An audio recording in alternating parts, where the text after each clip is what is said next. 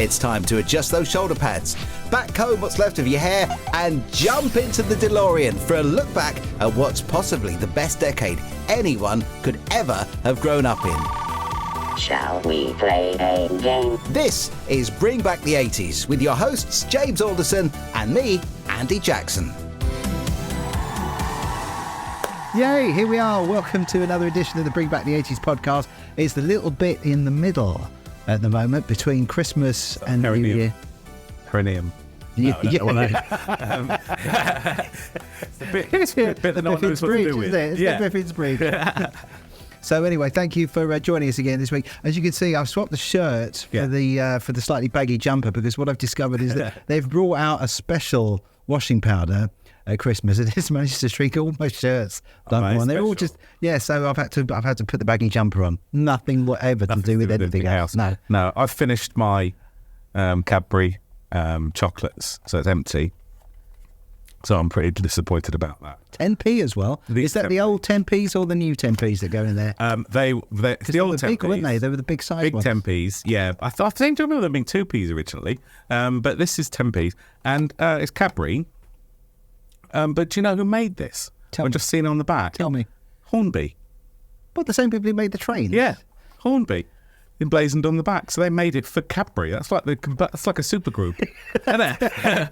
Cadbury and Hornby together, making perfect harmony in chocolate magicalness. So yeah, I just saw that as I put it on my stomach. I just thought, unless somehow I've got my train set mixed up with my chocolate, but I don't think so. But I'm resting that there because I miss all the chocolates that used to sit in there. I'm going to ask you to do your best not to make me laugh too much because with two kids both coming home from different unis, they've both managed to bring different lurgies home. Lovely. I know you've had the lurgy as well. Yeah, well, it's that time of year, isn't it?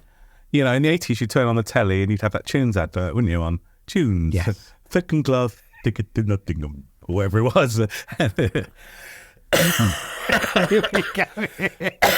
Don't start. Welcome to the Two Old Men show. Yeah. So this is the bit in between Christmas. Obviously, the Christmas Day, the spectacular surprise of the when you were a kid going down the stairs, seeing what was there, seeing a Santa bean, all that kind of stuff. And then you have Boxing Day, and then there's the kind of lull. Yeah. And as a child, I was never obviously that bothered about New Year. No. Because what's in it for a child? Of course. Apart from the thought of having to go back to school before too long. Yeah.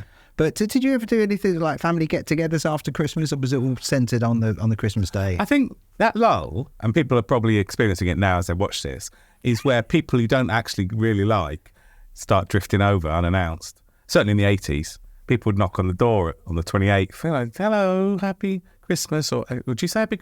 This is the problem as well. Do you say happy Christmas after Christmas? You say happy New Year during the year? Yeah. And throughout January. Happy New Year. But after, I don't know. After Christmas Day, can you say happy Christmas? I don't know. I don't think you should. No. So people are coming over and you open the door and think, oh, bollocks, it's Marjorie. And she's brought you a present. You didn't think to buy her a present, so you go and dig out something that you didn't actually want that someone gave you 2 days prior and wrap it back up and give it to her as though you'd always thought about her. That's the sort of thing as a kid that you dreaded, is just people, distant elderly relatives coming around to give you a hug and a kiss on the always demanding a kiss, and it was always like a bristly... That was Marjorie. Yeah. You met her, did you?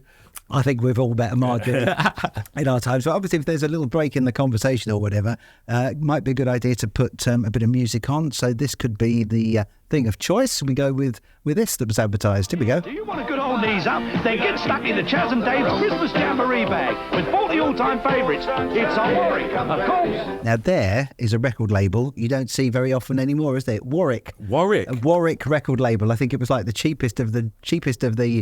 It's almost like the Woolworths of record labels, isn't it? Wow. Compilations on Chaz and Dave. Chaz and Dave are signed to Warwick. Some corking tunes they had, Chaz and Dave. Always think if they were produced slightly differently, they would have been absolutely brilliant band generally. I know that they were revered anyway for what they were, but I always thought if they'd slightly been produced in a slightly different way, some of their tunes were epic. But I think as well, I get the impression with them that they just like to take life nice and easy. Yeah. They didn't need the super, much like us. We don't need the superstardom. We're quite happy with our 1,000 people watching and downloading grotto. And our grotto, because it's a nice, easy, chilled out way of life. And I think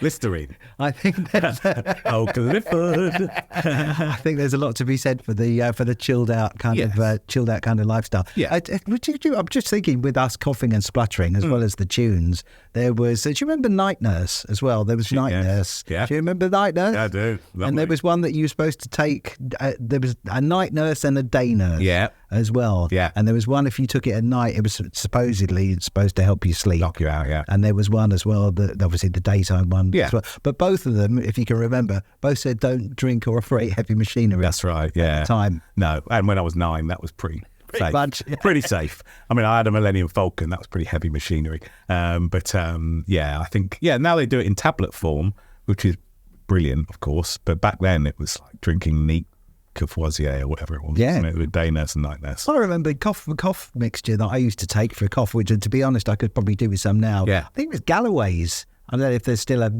thing. That sounds like a liqueur. It tastes. I used to sneak a little, just a little cheeky one as a child, purely because I loved the taste. Yeah. Wow. I thought I loved the taste. Obviously, I was addicted to cough syrup at the time. Wow. Yeah, I do remember the medicines were intense, weren't they? Whether it was cough medicine or any other medicine, there was nothing subtle about any of it, was there? No. I mean, and it was always not quite liquid. I always just remember getting, come on, spoonful, put it in your mouth, and you drink it down. I think that I'm sure that was not meant for consumption. But there was a lot. I mean, we got all the leftovers here, obviously, of course, from Christmas. Family Circle, of course, you got to have the Family Circle biscuits. They were probably always considered the rubbish ones, I think, even in the 80s. Family Circle. I think you had one chocolate one. You had a bourbon one. You have the bourbon. The bourbon is a classic. Yeah. A classic. Dip it in chocolate and it turns into a penguin. Yes. Yes. Yeah. And then you got the shortbreads. They're the original shortbreads, of course. You got mince pies. And of course, they all get put in an empty tin of quality streets. And once the biscuits are gone, of course, sewing kit in there to upset you in February when you open up the quality streets and go, oh, no, bollocks.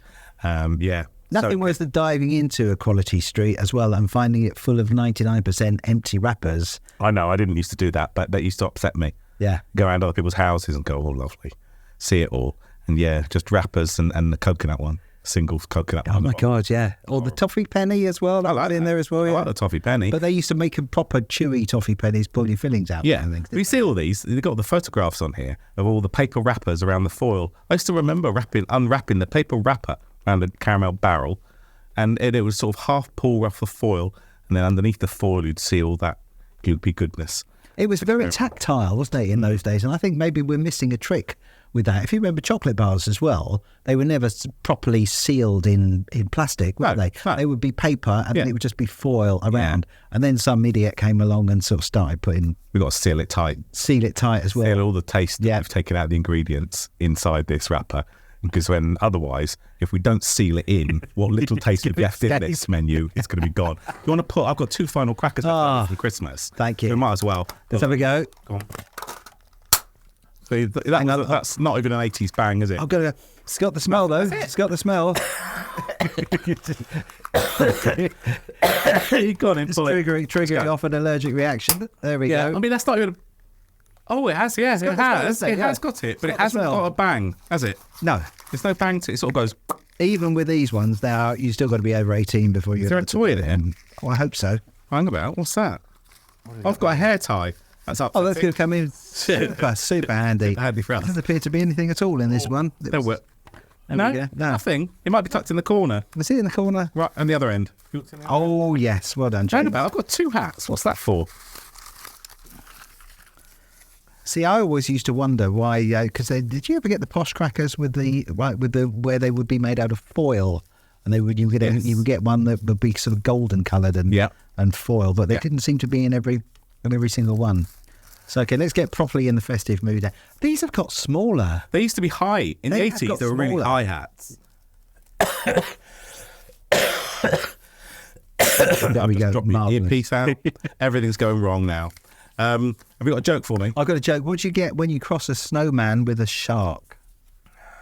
Don't know. Frostbite. It's true. Yeah. How do you make a jacket last? Make the trousers first. You see, I don't really understand who's been paid to write these. It's upsetting me. Obviously, part of I don't know what you got for Christmas, but in my stocking I got a sterling geometry set. They were the proper ones, weren't they? Now, memory is that. Can you just give it a little shake for me? Are they loose in there, or are they in that plastic They did have container? a plastic container.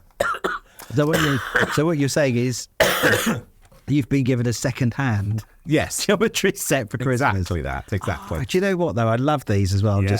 Just I've actually got the do-it-yourself tattoo kit here, but this is the bit where you would slide a pencil in, and then you would tighten it up with a little knurled knob. Yeah. And draw circles. Circles, because everyone knows perfect circles were the key to being good at maths. Now, I'm always very much into the smell. There's a rubber here. That's an 80s rubber, I know that. That's the proper hardcore. That's made of cans plants or and something. stuff. Yeah, definitely. Yeah, Yeah, asbestos, all kinds of bits. Yeah.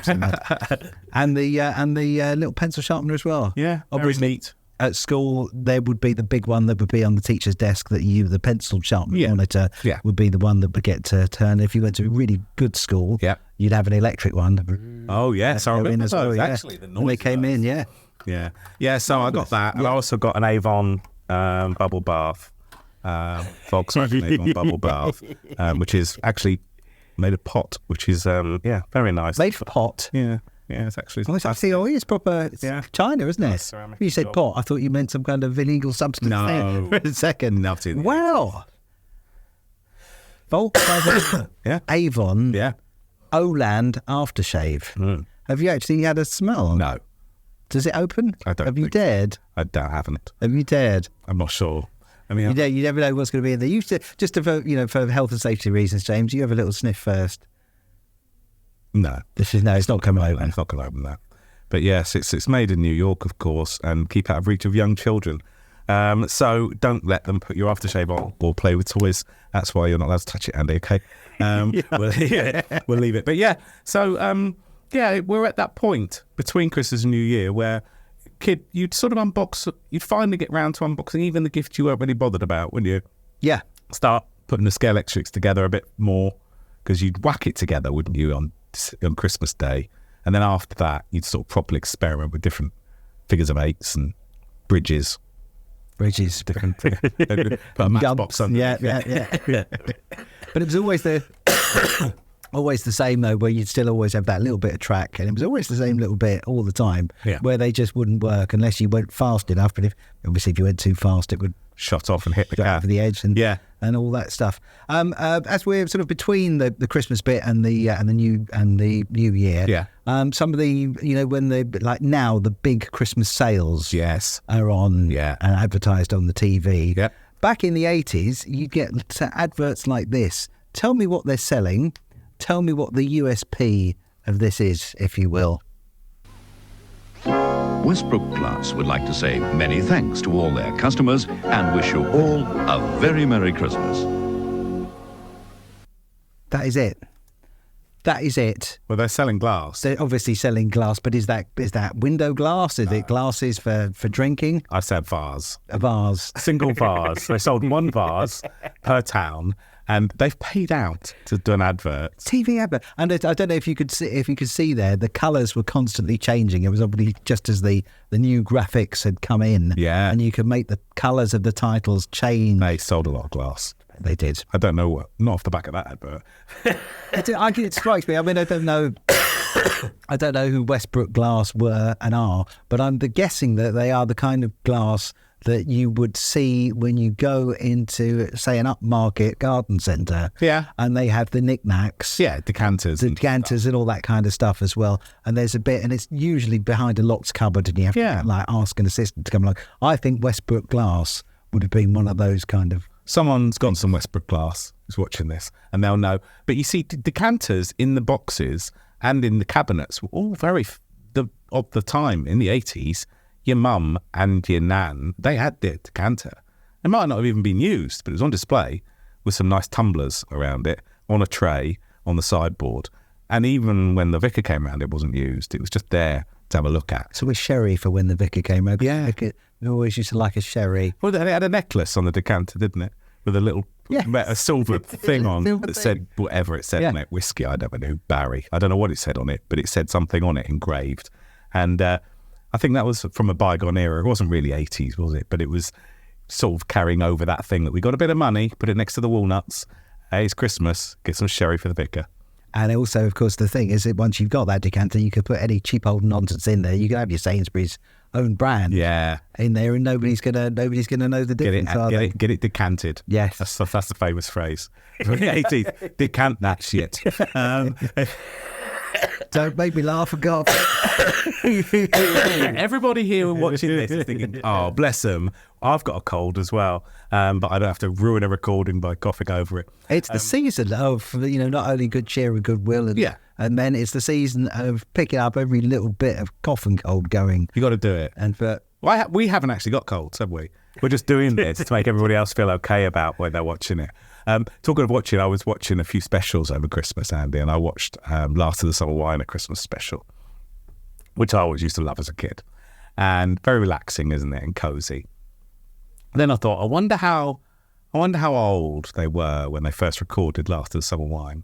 Turned out a couple of those actors, Andy, when they first started recording, were younger than me. My God. Yeah, Foggy was 2 years younger than me. The tall guy with the glasses on and the cap. He was 2 years younger than me for the first episodes, for the first series after the Summer Wine. So yeah, we are two old gits, really, aren't we? Who was the one who used to wear the string around his trousers as well? Compo, yeah. Compo as well. Why he was about 60 when they first started recording. So he's going to be about 110 now. Then, he's definitely gone. Definitely, yeah. Because towards the latter stages, his son played Compo. I did not realise that. That's been a factoid that you've introduced us to. You're welcome. Speaking of actors as well, and comedians, there is a very famous actor, but as a very young version of himself, appearing in this next little TV advert. Okay. I'd like you to tell me if you can name the actor, the famous one, in this. To celebrate the season of goodwill, Mr. Kipling sent two of his rivals some samples of his new Christmas collection, including his deep-filled mince pies. One for me, one for you, goodness. One for me. Crisp golden pastry. One for me. Succulent spiced mincemeat. One for me. Lost your appetite? Mr. Kipling does make an exceedingly tempting Christmas collection. Brilliant. Yeah, no idea his name. Mark Williams. Excuse me. He went on to be in Harry Potter. He was in Harry Potter. He was on the Fast Show as well, wasn't he? Yeah. Was he in? He wasn't in Alf Weird as a pet, was he? He was in loads of stuff, wasn't he, during the 80s, 90s, 2000s. He's still going. Saw him a few things recently, yeah. Wow, God. I never got into mince pies. Do you like mince pie? Do you know what? I can take them or leave them, to be quite honest. It's not mince, is it? It's definitely not mince. I mean, it's mince in ye olde terms, but they could change it now, can't they, and call it just what it is, which is fruit pie. Fruit pie. It is a fruit pie. I've always felt conned as a kid. Have a bit of mince pie. Like, oh, I love mince. Lovely. Although I'm about to blow your mind. No. I don't know whether you are would you describe yourself as an adventurous eater? Oh, no. So you take your mince pie now. Yeah. I don't know, whether this started off as a TikTok thing or not, or whatever. But you take the lid off. Yeah. You put a bit of blue cheese in the pie. Yeah. And then you put the lid back on. Yeah. And you've got Stilton and mince pie pies. Well, try it. Don't knock it. Don't knock it until you've tried that. That sounds disgusting, Andy. No, I don't really like cheese, so that's not a good start for me. But yeah, I don't know the attraction. My parents bloody love a mince pie. When they come out in October or whatever, get a pack of them. I'll have one a week. Doesn't strange. Yeah, it doesn't do it for me at all. There was a thing as well where people would, for a while, when people had enough time on their hands, people would do the baking of the mince pies. And people like my nan would bake mince pies and everything. Yeah. And I hate to say it, Nan, God bless you, but the Mr. Kiplings were better than the home-baked ones. I think it was definitely all that mixing of the whatever it is, fruits and raisins and stuff. There would be bowls of it, wouldn't there, in your nan's kitchen. And I knew Christmas was coming because there was the fruit cake in the larder. You'd open it and it would be there, sat there wrapped for months, it seemed. And then it would get covered in the marzipan, then covered in the solid icing, and then the decorations, there'd be some sort of frilly belt. Like a bit like one of these, but for a cake. Tassels all up and down it. and then there'd be a deer that was 4 times the size of Santa stood on the top, and a sleigh 8 times the size of the deer, and all mixed up, and some berries and stuff, all plastic or something or other with wire. And then obviously random coins dropped in at certain points. Obviously, just to choke you. What I did like about the old school sort of Christmas, stodgy puddings and everything, they always, they obviously knew they were rubbish in the first place. So they thought, how can we actually make this edible? And that is by pouring loads of brandy in it. And was it like the Christmas pudding? Obviously, you poured the brandy over and did that. But the Christmas cake, I seem to vaguely remember it had to be topped up with booze on like almost a daily basis, as it was sitting there, and a sherry trifle as well. A bit like my granddad. He had to be topped up throughout the day. Maybe this is why we have such fond memories of Christmas from the 80s, because even as kids we were eating all this boozy food. Yeah. And we were constantly pissed. Yeah, everybody was pissed. Everybody was smoking, everyone was eating, everyone was playing games. We always used to play that game where you roll a dice and you put oven gloves on and a coat and a hat and a scarf, and you got to eat a chocolate bar with a knife and fork, and eat as much of the chocolate bar as you can with the knife and fork with all these clothes on, before someone else rolls a 6, and then they start ripping all the clothes off you and to put them on themselves to then start eating the chocolate. Did you play this? Never ever. Oh.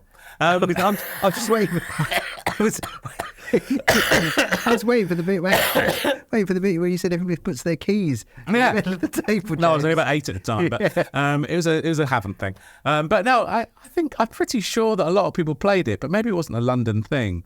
Maybe it was more of a down south thing or an up north thing. I know my wife used to play it. So we're eating a Mars bar with a knife. No, a big bloody grey dairy milk. Yeah. Knife and fork, but you've got to eat it fully with gloves on, oven gloves usually, so it makes it hard to do, and a scarf and hat and coat and something else sometimes.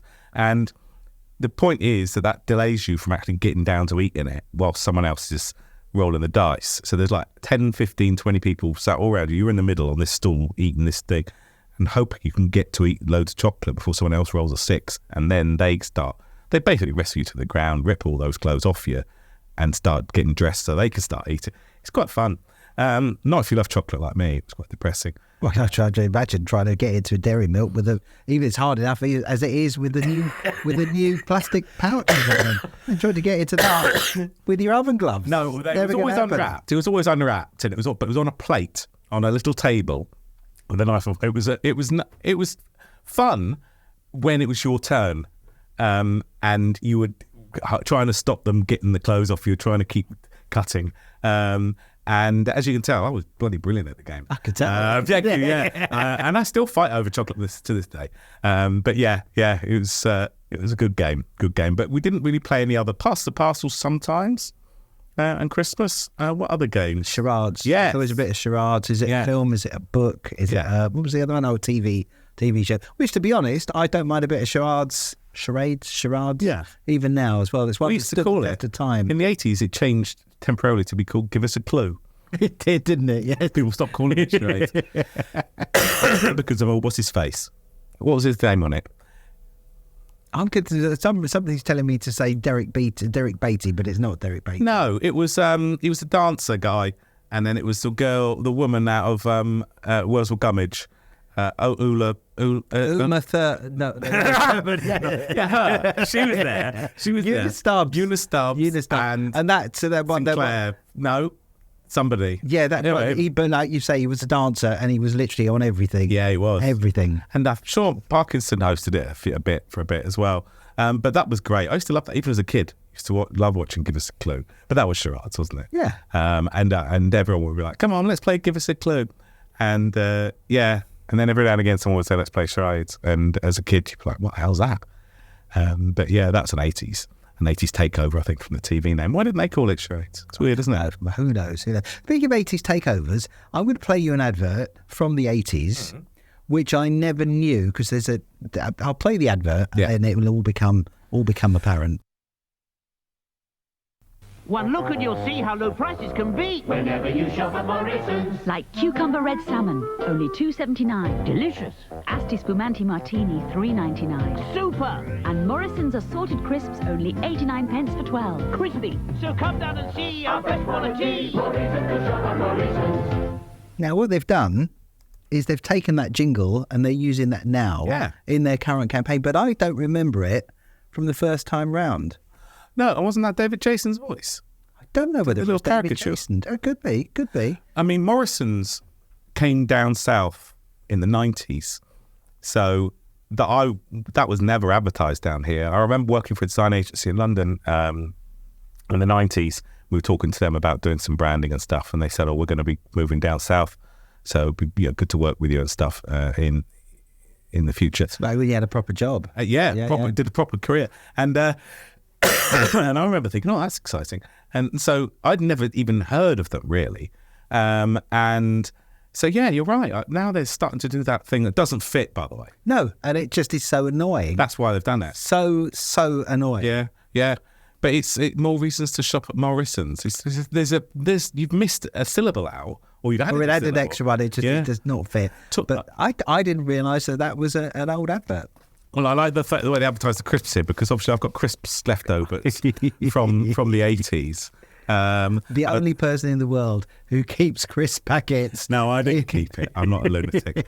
But we've got crisps from the Olympics here. And this little fella, KP Crisp, Brother Crispin, do you remember him? Yes. On the back there, he always used to be on the KP Crisps, bless him. These are just ones that I stumbled across accidentally. If you're listening to this rather than watching it, I just have to explain that James has got the crisp packets hermetically steamed in like museum quality pouches. Yes, so they can never be damaged. No, that's right. Well, this poor wife, James. Yeah, I know, but she's lucky bugger, isn't she? There are things that trigger me in a positive sense about the 80s and my childhood, and seeing things like that, Brother Crispin, memories came flooding back. I'm one of these people who has very few memories independently coming to me in my head from my childhood. So I need things to trigger memories. So if I see a photo, if I see a toy from my childhood or something, like this stuff, it will bring stuff back. Yeah. And funnily enough, my eldest son is very much like that. If I talk to him about his amazing childhood that I've given him, Andy, he has no recollection. But if I show him something, he'll start talking about it. It's weird, isn't it? Yeah. So we're clearly both very special people. It's a shame, isn't it, as well, that there was no such thing as phones that you could record every single precious moment on, because in those days, all you would have now would be very, very grainy photograph, faded photographs of like little snapshots in time. But it's a shame that we can't actually go back and sit and watch ourselves on the TV, and we will never ever be able to do that. No. What a depressing thought. Speaking of depressing thoughts, we just thought we'd let you know that these, as in the little bit between Christmas and New Year, we're just doing a couple of little mini episodes for you. So this is mini episode number 13. It is, yeah. And then we're going to take a break in January for about a month or so. Yeah. And then we're going to come back as well. But if you do want to subscribe to our special VIP subscriptions, if you go to bringbacktheeighties.podcast.com, we've done the lowest price that they will let us do it, which is 99p. As a special 99p Christmas New Year treat. So although these are just shorter episodes, this one and the next one, just to get you through the Christmas break, New Year break, you can of course go and top up your joy by clicking the subscribe and seeing all the extra episodes and the extra bits on the end of episodes, 20-30 minutes on top of each of the episodes over the last sort of month or two. Well, we go uncensored and completely off piece. And completely. Yeah. So you can see all that and more by clicking subscribe on the old website, bringbacktheeighties.podcast.com. And at 99 pence. Come on, it's perfect. If you forgot to buy a gift for somebody, it's the perfect late Christmas. I'm sorry, I didn't remember to get you a gift. It's only going to cost you 99. When Marjorie turns up at your door around now, just go, I'm pleased you popped over because I've just bought a subscription to Bring Back the 80s podcast. And on that happy note, thank you for watching. Thank you for listening. If you want to get hold of us, by the way, go to the website. You can be a VIP subscriber on there. BringBackThe80spodcast.com. Happy Christmas. See you next time. Thanks for listening to this week's edition. We'd love it if you could subscribe in your favourite podcast app. And don't forget there's a video version on YouTube too. You can contact us using the links in the show notes and on the YouTube channel. And we'll see you next time for another edition of Bring Back the 80s.